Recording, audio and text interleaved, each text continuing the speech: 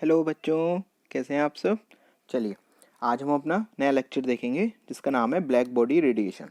देखो, हम वेव के पार्टिकल नेचर को स्टडी कर रहे हैं।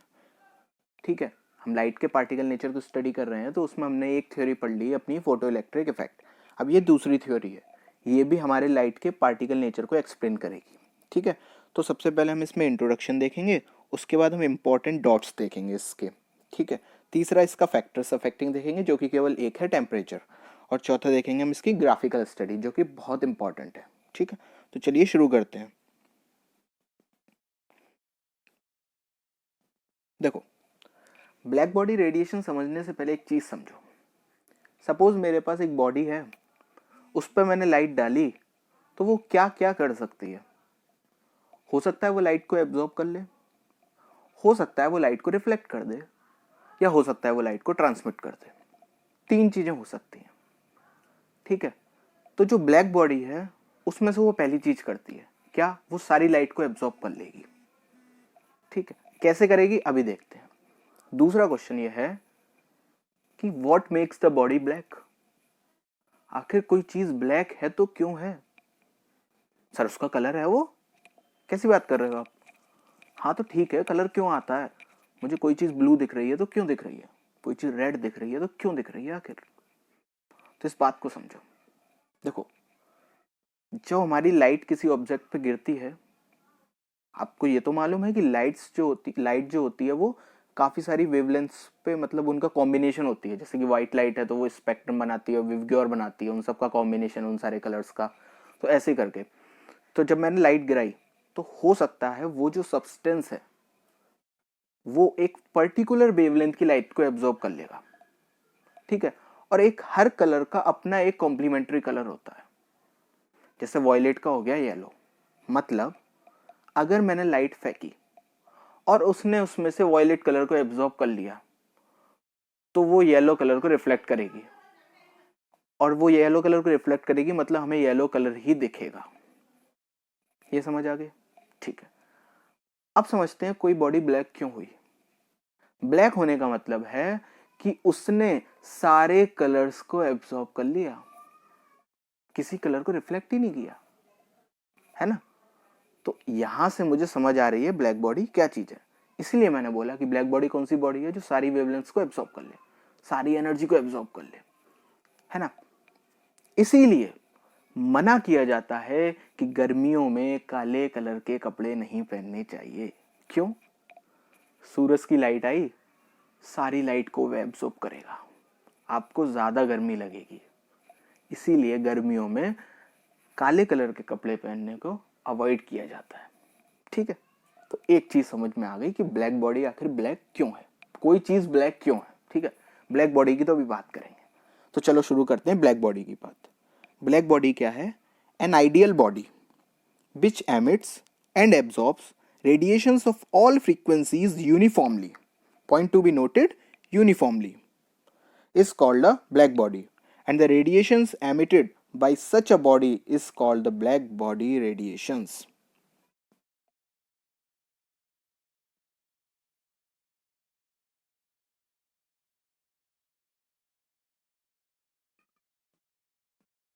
तो देखो समझो, what is black body. An ideal body, ठीक है ना, एक आइडियल बॉडी है जो एमिट भी करती है और एब्सॉर्ब भी करती है रेडिएशंस हर फ्रीक्वेंसी के यूनिफॉर्मली। मतलब आपने उस पर लाइट डाली तो वो सारे रेडिएशंस को एब्जॉर्ब कर लेगी। ठीक है, और जितने रेडिएशंस उसने एब्जॉर्ब किए हैं उन सभी को वो एमिट भी करेगी और यूनिफॉर्मली करेगी। समझ में आ गई इतनी बात। दूसरी बात क्या है, और वो जो रेडिएशंस एमिट होंगे उन्हीं को बोला जाएगा ब्लैक बॉडी रेडिएशंस।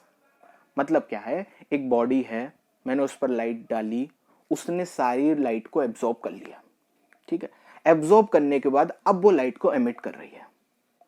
क्या बकवास है, जब एमिट करना था तो लाइट एब्जॉर्ब क्यों की उसने, है ना।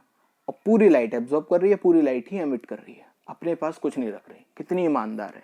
तो मतलब चल क्या रहा है ये, आखिर हो क्या रहा है ना। इतनी ईमानदारी क्या किसी में हो सकती है। मेरे ख्याल से तो नहीं हो सकती। इसीलिए अगला पॉइंट है in practice no such body exist, ऐसी कोई बॉडी एग्जिस्ट नहीं करती। ठीक है। तीसरी बात, carbon black approximately fairly closes to black body, जो हमारा कार्बन ब्लैक होता है, ठीक है ना, वो फेयरली क्लोज होता है ब्लैक बॉडी के, मतलब हम उसको कहीं हद तक ब्लैक बॉडी की तरह ट्रीट कर सकते हैं, आइडियल नहीं है लेकिन वो, ठीक है ना, मेरी डेफिनेशन में क्या आ रहा है, एक आइडियल बॉडी। अभी एक क्वेश्चन पेंडिंग है कि अगर उसने एब्जॉर्ब कर ली थी तो उसने रेडिएट क्यों की लाइट को, ये क्वेश्चन अभी पेंडिंग है, इसको आगे देखेंगे। अच्छा, अब मैंने बोला कि ब्लैक बॉडी तो एग्जिस्ट करती नहीं है, तो मैं उसको समझूंगा कैसे फिर, तो उसके लिए एक ये प्रैक्टिकल एग्जांपल है कि ऐसे समझा जा सकता है। तो कोई एनसीईआरटी में भी दिया गया है, ये फिगर मैंने एनसीईआरटी से उठाया। ठीक है, देखो सपोज एक हॉलो बॉडी है, ठीक है ना, अंदर से वो पूरी कैविटी है और मैंने उसमें एक छोटा सा होल कर दिया, अंदर से वो क्या है, पूरी कैविटी, ठीक है, जैसे कि सॉकर की बॉल ले लो, है ना, और उसमें मैंने एक छोटा सा होल कर दिया। अब मैं क्या कर रहा हूं, मैंने उस होल से लाइट को पास कराया। जैसे ही मैंने लाइट को उस होल से पास कराया, वो अंदर क्या करेगी, बाउंड्रीज पर मल्टीपल रिफ्लेक्शंस करेगी, जैसा कि ये आपको दिख रहा है, यहां से लाइट गई और ये अंदर रिफ्लेक्शंस शुरू, है ना। तो जब ये रिफ्लेक्शन कर रही है, मींस वो अंदर ही अंदर हर एक पॉइंट को कहीं ना कहीं टच कर रही है, और हर पॉइंट को टच कर रही है मींस वो बाउंड्री के हर पॉइंट्स पर कहीं ना कहीं एब्जॉर्ब हो रही है। ठीक, मतलब जब मैंने लाइट डाली तो वो एब्जॉर्ब होना शुरू हो गई मैटर के द्वारा, मैटर की बॉल्स पे, ठीक है ना। ये मैं अजम्पशन लेके इसको प्रैक्टिकली समझने के लिए कर रहा हूं, ठीक है ना। आइडियल बॉडी ब्लैक नहीं होती है कोई भी, ठीक है ना। ऐसा सॉकर बॉल के साथ मत करने लग जाना कि अभी वो रेडिएट करेगी, ऐसा कुछ नहीं है, बट ये एक प्रैक्टिकल अजम्पशन है, ठीक है ना। तो ऐसा मैंने किया तो क्या हुआ, उसकी पूरी वॉल्स पर वो लाइट एब्जॉर्ब हो गई, ठीक है ना। एब्जॉर्प्शन वाला पार्ट कंप्लीट हो चुका है, अब बचा रेडिएशन वाला पार्ट। तो रेडिएशन का मतलब क्या है, सपोज मैंने उस बॉडी को उठाकर अंधेरे में रख दिया और मैंने थोड़ी देर बाद जाके देखा वो बॉडी मुझे ग्लो करती हुई दिख रही है। क्यों दिख रही है, क्योंकि वो उस समय अपने रेडिएशन को एमिट कर रही है, ठीक है। अब बात आती है कि वो रेडिएशन को एमिट क्यों कर रही है, because it wants thermal equilibrium. Black body radiations में एब्जॉर्प्शन हुए लेकिन उसने एमिशन दिखाया ड्यू टू थर्मल इक्विलिब्रियम। वो थर्मल इक्विलिब्रियम में आना चाहती है सराउंडिंग के साथ। थर्मल इक्विलिब्रियम तो समझते हो ना, एक ग्लास में गर्म पानी रखा है ना, बाहर का सरफेस क्या हो जाता है, गर्म, या ठंडा पानी रखा तो बाहर का सरफेस क्या हो जाता है, ठंडा। क्यों, क्योंकि वो थर्मल इक्विलिब्रियम मेंटेन करना चाह रहा है। थोड़ी देर बाद ग्लास का टेम्परेचर रूम के टेम्परेचर के बराबर हो जाएगा। क्यों, थर्मल इक्विलिब्रियम, उनके बीच में एनर्जी का आदान प्रदान कंटिन्यूअस चल रहा है, ठीक है। तो थर्मल इक्विलिब्रियम होने की वजह से ही उसमें एमिशन हुए। अच्छा, मतलब एमिशन थर्मल इक्विलिब्रियम की वजह से हो रहे हैं, इसका मतलब ब्लैक बॉडी रेडिएशंस को टेम्परेचर इफेक्ट कर रहे हैं। हाँ, फैक्टर्स अफेक्टिंग समझ आने लगा अब मुझे, ठीक है ना, कि टेम्परेचर मेरा ब्लैक बॉडी रेडिएशन को अफेक्ट कर रहा है। कैसे कर रहा है ये अभी समझेंगे। इतनी बात समझ में आ गई कि जब वो बॉल अंदर गई लाइट तो उसने हर जगह वो वॉल पर एब्जॉर्ब होने लगी, ठीक है। अब समझते हैं properties of black body radiation क्या है।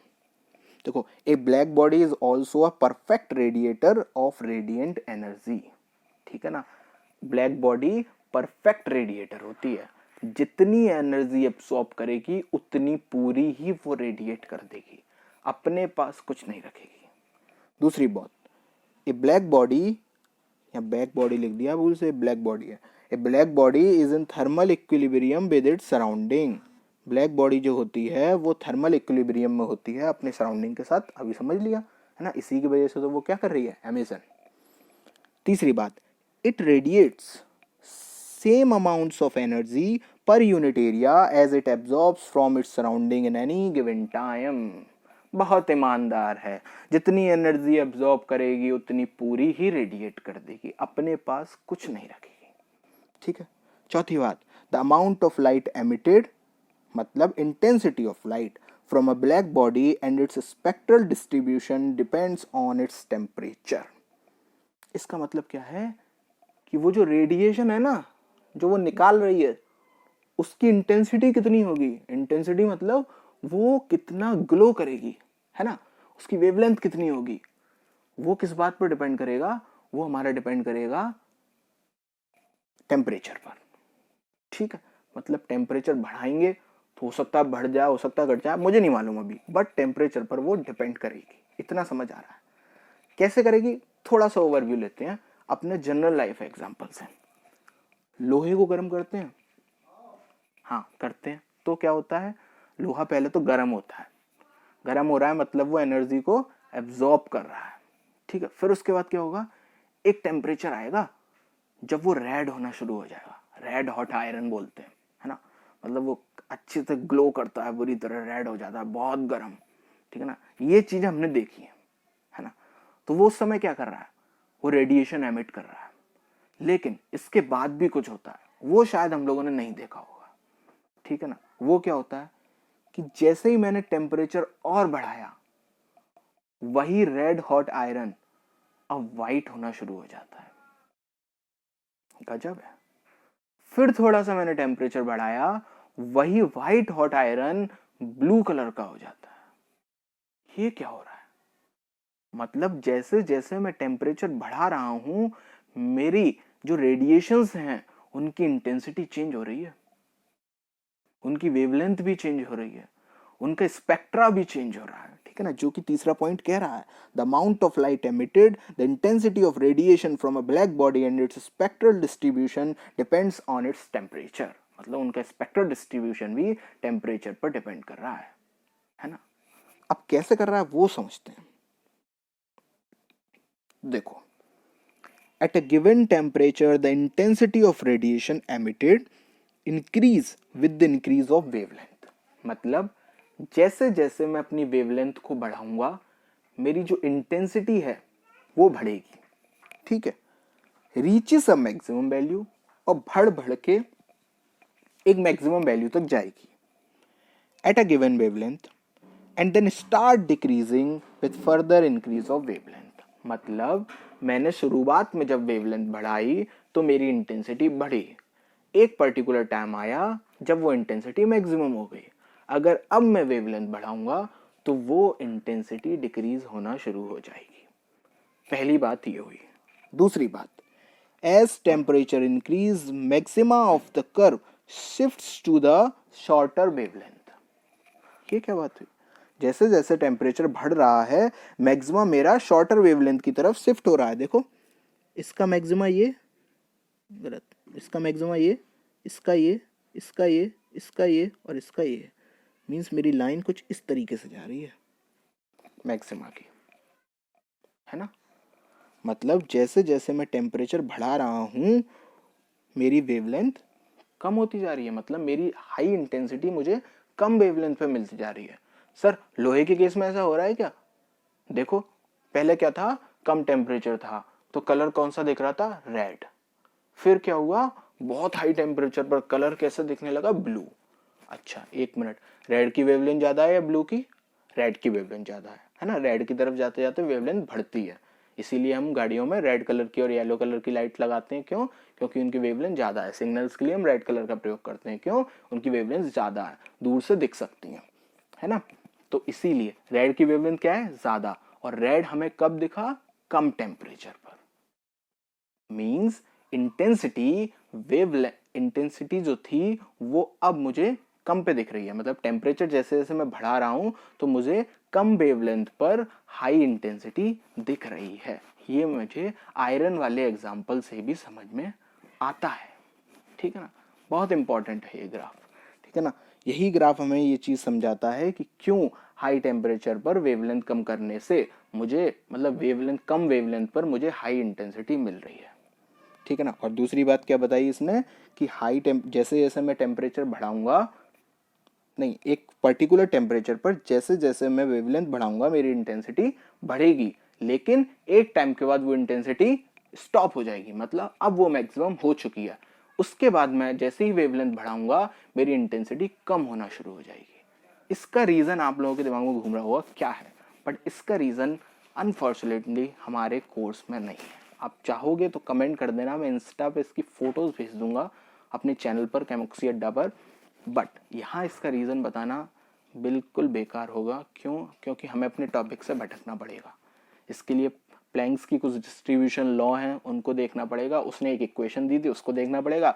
वहाँ पर एक रिलेशन आता है, एक फॉर्मूला आता है, उसको देखना पड़ेगा, और उससे हम ये ग्राफ को प्लॉट कर सकते हैं। तो वो बहुत ही लंबी चीज़ हो जाएगी। हमारे में बस इतना ही था। हम पहले अपने काम से मतलब रख लेते हैं, ज्ञान लेने के लिए तो पूरी ज़िंदगी पड़ी हुई है ना। तो अभी केवल इतना ही है। अगर आपको चाहिए होगा तो कमेंट बॉक्स में मैसेज कर दीजिएगा। चलो नेक्स्ट देखते हैं। नेक्स्ट है प्लैंक्स क्वांटम थ्योरी। ठीक है, देखो क्या कहती है। इसने ब्लैक बॉडी रेडिएशन को ही ना कुछ अलग तरीके से एक्सप्लेन किया, मतलब इसमें कुछ कुछ बातें जोड़ी, है ना। क्योंकि देखो अभी तक मुझे ब्लैक बॉडी रेडिएशन तो मैंने पढ़ ली, बट अभी तक मुझे लाइट का पार्टिकल नेचर समझ नहीं आया। कहीं ऐसा लगा कि लाइट पार्टिकल की तरह वेव कर रही है? नहीं तो, है ना। बल्कि मैंने तो कहा था कि ये पार्टिकल नेचर को एक्सप्लेन करती है। अभी तक तो नहीं समझ आया, अब समझ में आता है तो देखते हैं क्या कह रहा है Max Planck. Max Planck arrived at a satisfactory relationship by making an assumption that absorption and emission of radiation arises from oscillators, atoms in the wall of black body. Max Planck ने क्या बोला कि जो ये absorption और emission हो रहे हैं ना, ये उसके सरफेस की वजह से नहीं हो रहे हैं, वो तो उसके अंदर जो एटम्स और मॉलिक्यूल्स है ना वो ऑसिलेट कर रहे हैं, तो उनकी वजह से ऐसा हो रहा है। उनकी वजह से ऐसा कैसे हो रहा है, तो वो सेकंड पॉइंट में बता रहा है कि their frequency of oscillation is changed by the interaction with oscillators of electromagnetic radiation. मतलब जब इलेक्ट्रोमैग्नेटिक रेडिएशन किससे बनी हुई है? फोटोन से, उनके बीच में भी ऑसिलेशन हो रहे होंगे। तो कह रहा है कि जब फोटोन्स इलेक्ट्रॉन से टकराए ना, या उनके बीच में जो अंदर एटम भरे हुए थे ना ब्लैक बॉडी के, उससे जब टकराए तो उनका क्या हुआ, उनके ऑसिलेशन का रेट चेंज हुआ। उनके ऑसिलेशन के रेट चेंज होने की वजह से उनका एनर्जी डिस्ट्रीब्यूशन भी चेंज हो गया, और उसी की वजह से मेरे ब्लैक बॉडी में एब्जॉर्प्शन और एमिशन होना शुरू हो गए। ठीक है, ये वाली बात क्या कह रहा है, वो एजम्पशन है उसका कि ऐसा होता होगा, अभी वो मान रहा है। ठीक है, लेकिन अब जब मैं फोटॉन्स और एटम्स की बात कर रहा हूं पर्टिकुलरली, मींस अब I am confined to the particle nature, मैं अपने पार्टिकल नेचर तक सीमित हो गया। क्यों? क्योंकि अब मैं खास करके उसके अंदर फोटॉन्स की बात करने लगा और उसके अंदर एटम्स और मॉलिक्यूल्स की बात करने लगा, मतलब मैं पार्टिकल्स की बात करने लगा। ठीक है, तीसरी बात क्या कह रहा है, the plank suggested that the atoms and molecules could emit or absorb energy only in discrete quantities and not in a continuous manner. गजब, ये बात कुछ अच्छी लगी। क्या कह रहा है कि वो जो एब्जॉर्प्शन और एमिशन हो रहा है ना, वो कंटिन्यूअस नहीं है, वो डिस्क्रीट पैटर्न में है। इसका क्या मतलब हुआ, ये डिस्क्रीट और कंटिन्यूअस का मतलब क्या है, इसको समझते हैं चौथे पॉइंट से। He gave the word quantum to the smallest quantity of energy and that can be emitted or absorbed in the form of electromagnetic radiation. मतलब वो क्या कह रहा है कि जो एनर्जी होगी वो डिस्क्रीट होगी, क्वांटम होगी। क्वांटम मतलब उसने फॉर्मूला दिया E इज इक्वल टू, हम लोग जानते हैं ना E is equal to H nu होता है, वो एक्चुअली में एच न्यू नहीं होता, वो एन एच न्यू होता है। हम जनरली मान लेते हैं कि वो एक फोटोन की एनर्जी है, तो हम n की वैल्यू 1 ले लेते हैं और h म्यू कर लेते हैं, बट नहीं, वो NH नहीं होता है। मतलब हो सकता है वो 1 h म्यू हो सकता है वो 2 h न्यू हो सकता है वो 3 h न्यू हो सकता है वो 4 h न्यू हो, वो कभी भी 1.5 h न्यू नहीं होंगे। मीन्स मेरी एनर्जी जब 1 h न्यू से शुरू हुई, तो वो अगर कंटिन्यूअस होती तो पहले वो 1.1 होती, फिर 1.2, 1.3, 1.4, बट नहीं, ऐसा नहीं हुआ। वो पहले 1 h न्यू थी, उसके बाद वो सीधे 2 h न्यू हुई। मींस बीच में डिस्क्रीट आ गया, कंटिन्यूअस नहीं है। अब ये बीच की एनर्जी कहाँ गई? नहीं है वो बीच की एनर्जी। आप एक पर्टिकुलर एनर्जी लेवल सेट करके बैठे हो, आपको उसी पर रहना पड़ेगा। ऐसे समझो, आप सपोज स्टेयर केस पे चढ़ रहे हो, अपनी सीढ़ियों पे चढ़ रहे हो, तो क्या होगा, आप हो सकता है नीचे वाली सीढ़ी पर हो या आप हो सकता है ऊपर वाली सीढ़ी पर हो। क्या कभी ऐसा होगा कि आप बीच बीच में कहीं खड़े हुए हो हवा में? नहीं हो सकता ना। बस ऐसा ही वो कह रहा है कि एनर्जी या तो 1h न्यू या 2h न्यू या 3h न्यू या 4h न्यू, मतलब एनर्जी शुड बी डिस्क्रीट। अब डिस्क्रीट जो वर्ड आ गया वो अपने आप में ही पार्टिकलिटी को शो करता है। इट मीन्स मेरा जो नेचर है वो पार्टिकल होगा, इसीलिए यहाँ पर डिस्क्रीट वर्ड आ रहा है। अगर वेव होता तो वेव तो कंटिन्यूअस होती है, वेव तो आपने देखी है ना, वेव कैसे चलती है, वेव तो यूं यूं करके चलती है ना। लेकिन पार्टिकल कैसे होगा, मैंने एक इलेक्ट्रॉन फेंका, फिर मैंने पीछे से दूसरा फेंका, फिर मैंने तीसरा फेंका, ऐसा करके। लेकिन वेव तो ऐसे चल रही है, इट इज कंटिन्यूअस, है ना। तो वही वो कह रहा है। तो उसने इस चीज को क्या नाम दिया, क्वांटम। क्वांटम मतलब the smallest quantity of energy that can be emitted और absorbed in the form of electromagnetic radiation. वो एनर्जी की स्मॉलेस्ट क्वांटिटी जिसको हम एमिट कर सकते हैं और एब्जॉर्ब कर सकते हैं इन the form of electromagnetic radiation. ठीक है, ये थी बात प्लांक्स क्वांटम थ्योरी की। उसने अपना फॉर्मूला क्या दिया, E is equal to NH nu. इसमें H क्या है, प्लैंक्स कांस्टेंट, जिसकी वैल्यू कितनी होती है 6.6 इंटू 10⁻⁻34 जूल सेकेंड। वैल्यू बहुत इंपॉर्टेंट है, इसको याद रखना। जैसे ग्रेविटेशनल कांस्टेंट की आपने वैल्यू याद की होगी ना 9th में, है ना, ऐसे प्लैंक्स में जैसे मोल्स में आपको एवोगाड्रो नंबर याद है 0.02 इंटू 10⁻23, है ना। तो ऐसे ही करके आपको ये वैल्यू भी याद रखनी है। प्लैंक्स कांस्टेंट क्या होता है, H is equal to 6.6 into 10⁻⁻34 joule second. ठीक है, यूनिट याद रखना, यूनिट बहुत इंपॉर्टेंट है। ठीक है ना। अगला लेक्चर मेरा यूनिट कन्वर्जन पर ही आएगा। यूनिट कन्वर्जन हम सीख चुके हैं, है ना। तो उसमें मैंने आपको बताया था क्या, कि जब भी न्यूमेरिकल्स कर रहे हो तो क्या करना है, यूनिट्स को साथ साथ रखना है ताकि इजी हो जाता है। ठीक है ना। अभी हम एटॉमिक स्ट्रक्चर के बहुत सारे न्यूमेरिकल्स भी करेंगे, तो हम वहाँ पे देखेंगे यूनिट कितना अच्छा रोल प्ले कर रही है। खैर अभी तो बात चल रही है ब्लैक बॉडी रेडिएशन की, तो ब्लैक बॉडी रेडिएशन में हमें इतनी बात समझ में आ गई। ठीक है, हमें क्या क्या समझ में आ गया कि ब्लैक बॉडी कैसी होती है, ब्लैक बॉडी आखिर होती क्या है ना। आखिर कोई चीज़ हमें ब्लैक दिख रही है तो क्यों दिख रही है, हमें ये बहुत अच्छी चीज़ समझ में आई। ठीक है ना। और हमें लोहे के बारे में समझ में आया कि लोहा रेड के बाद वाइट और ब्लू भी दिखता है ना, और क्यों दिखता है ये भी समझ लिया। उसका टेम्परेचर का इफेक्ट भी समझ लिया, और उसके बाद हमने उसकी ग्राफिकल स्टडी भी कर ली और प्लैंक्स क्वांटम थ्योरी भी पढ़ ली। ठीक है ना। ये थी हमारी दोनों बातें पार्टिकल नेचर की। लेकिन हमें तो पता है लाइट हमारी वेव नेचर भी शो करती है। तो जो अगली थ्योरी आएंगी वो होंगी मेरी वेव नेचर की। उसमें कौन कौन सी थ्योरी पढ़ेंगे हम, डी ब्रोगलीज इक्वेशन पढ़ेंगे, और फिर उसके बाद हाइजेनबर्ग अनसर्टेनिटी प्रिंसिपल देखेंगे, जो कि बहुत ही बच्चों का फेवरेट होता है। ठीक है, आज की वीडियो में बस इतना ही। हाँ, एक बात और, आप लोगों को अगर कोई पर्टिकुलर टॉपिक पढ़वाना हो तो आप लोग उसको कमेंट बॉक्स में मेंशन कर सकते हैं। मैं अपनी सीरीज़ को रोक के पहले वो टॉपिक पढ़ा दूंगा, क्योंकि अभी नीट या जेई के एग्ज़ाम होना बाकी है, तो इसलिए आप उन टॉपिक्स को कह सकते हो, मैं उनको ज़रूर पढ़ा दूंगा। ठीक है, थैंक यू बच्चों, नेक्स्ट वीडियो में मिलेंगे नए टॉपिक के साथ। गुड बाय बच्चों।